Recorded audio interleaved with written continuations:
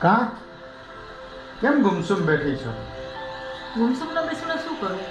આજે બેન આવ્યા અને તમે અને બેન એકલા એકલા જતા રહ્યા. તમને યાદે ના આવ્યું કે મારી ઘરવાળી ઘરે છે તો હું એને કહું ચાલ ભેગી એમ. એકલા એકલા ફરીને આવતા રહ્યા. અરે અરે લે તને એક વાત તો સાંભળ. હમણાં ભગવાન જગન્નાથની રથયાત્રાનો એક ઉત્સવ આવી ગયો હમ.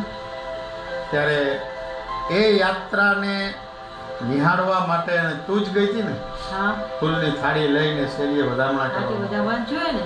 અરે ભગવાન જગન્નાથની રથયાત્રા હતી ને, એ પણ એક આપણને સંકેત દેતી હતી. મારી બેન જ્યારે મારી ઘરે આવી હોય ને, ત્યારે બેન જ્યારે સાસરેથી આવે ને હમ. ત્યારે એને કંઈક મનમાં વાત હોય, હૈયાવરા હોય, પોતાના ભાઈ પાસે ઠાલવવાનું હોય. ભગવાન જગન્નાથ જ્યારે રથયાત્રામાં નગરચર્યા કરવા નીકળ્યા ને, હમ. એ આપણને સંકેત આપે છે કે બેન જ્યારે સાસરેથી આવે ને, હમ. એને કંઈક એવો મોકો આપવો જોઈએ કે એની હૈયાવરા ઠાલવી શકે. આજના એજ્યુકેટેડ જમાનામાં આવી વાતોને લઈને દુઃખી થવાનું.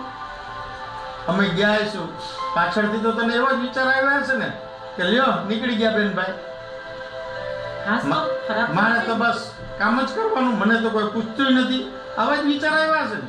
હા. જીવનમાં સુખી થવાની માસ્ટર કી આપણી પાસે જ છે.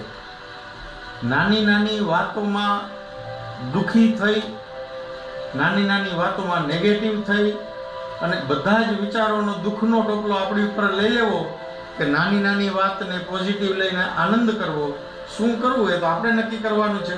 ભગવાન તો સૂચવે જ છે, દરેક વાતમાં ખુશી ગોતી લેવી ને, એ માસ્ટર કી આપણી પાસે જ છે.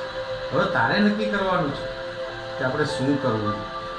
ના, સાચી વાત છે હો તમારી. સોરી, આવું હોવું જ જોઈએ. નિત પ્રકાશની